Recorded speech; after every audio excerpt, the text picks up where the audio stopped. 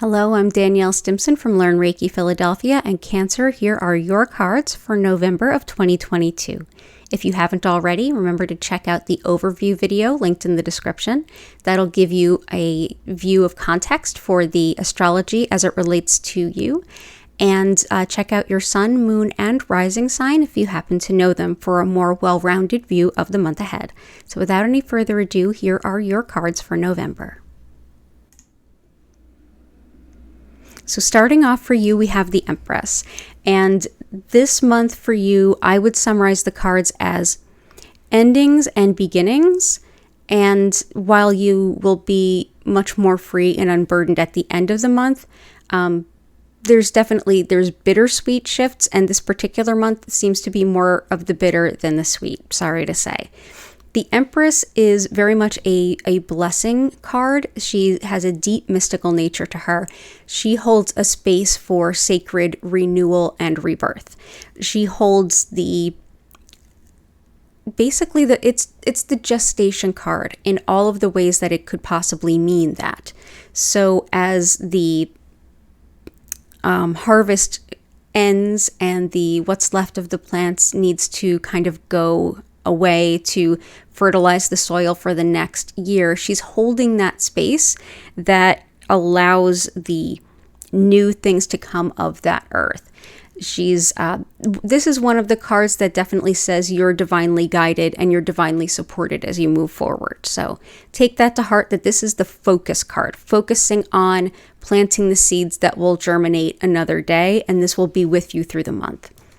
The card that tells us about how you're entering the month of November is the Eight of Swords. And this looks like a really wretched card, and it's not fun.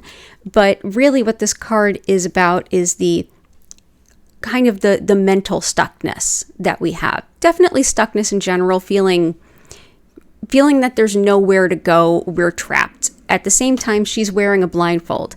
And if she were to simply back up, she'd be safe. This is definitely foreboding and uncomfortable and not a good day for sure, but she's not powerless. She feels powerless. It's a matter of acknowledging what is in front of you, which I think you're right about at that point, and you're coming to it if you're not, and facing what's there in front of you so that you can take a little bit of ownership and lead rather than feel trapped. The challenge this month is the Death card. Don't think that this is a bad omen. It's actually not. The Death card is all about natural endings. So the good news is that this card, the Death card, is actually a remedy for cards like the Eight of Swords. This time of being stuck and just overwhelmed and overwrought will come to an end, but it's always filled with its own grief. When we have something that comes to an ending, it's run its course in the truest sense. It's time for it to take its leave and then leave space for something else. It's not always a literal death. In fact, it almost always does not pretend to literal death. It usually has to do with just a thorough, complete breaking of connection with something and a new direction to take after that. Where do we go from here? So the best course of action? Three of Wands. Three of Wands is all about the actions we take, the energy we put out, and the work that we do. So the Three of Wands is all about getting out there and putting one foot in front of the other. The being stuck in almost like a mental, emotional prison, giving way with that Death card now gives you the opportunity to start to do some things you want to do and put some things in place so that you can create something better for yourself, something that feels better, something that is better, something that will, as the Empress intimated, bear fruit when it's ready. We end with the whisper from your guides, the guidance, wisdom, and advice. This is if your guides could send you a little bit of a hint of the best way to deal with everything. It's the Six of Coins. Now, sometimes the card shows up reversed to me. Sometimes it shows straight up. Sometimes it's a little bit of both. And here it's advice of a little bit of both.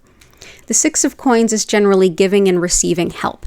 It's the idea that justice is not always, or balance is not always 50-50. Sometimes it's 60-40. Sometimes it's like, well, actually, that you really are due a little bit more because. It's that kind of an idea.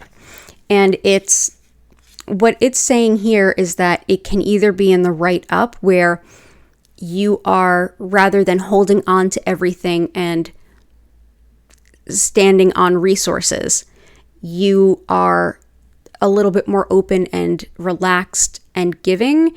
Other people will meet that too.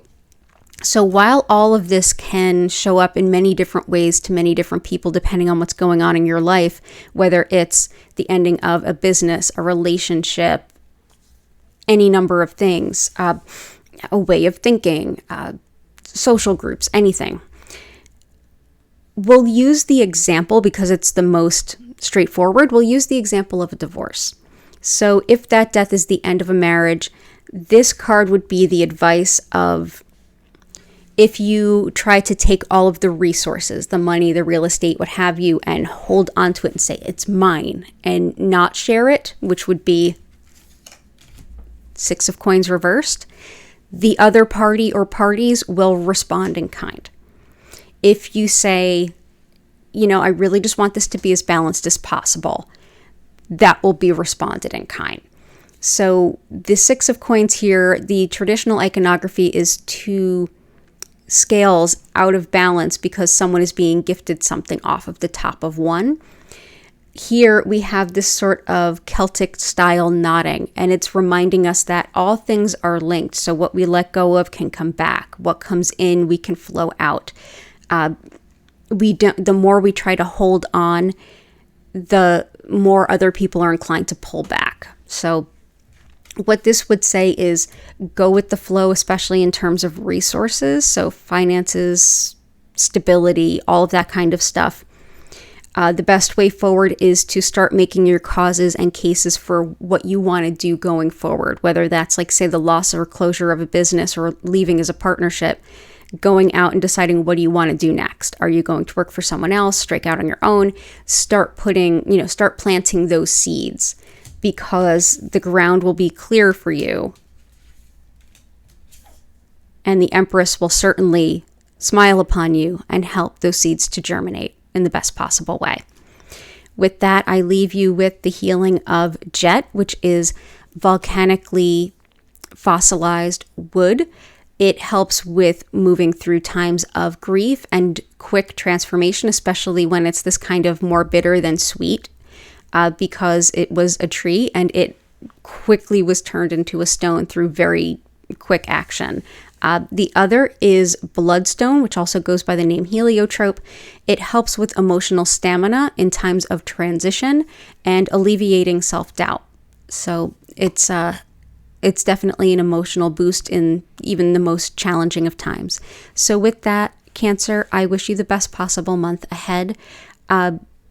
Take care of yourself.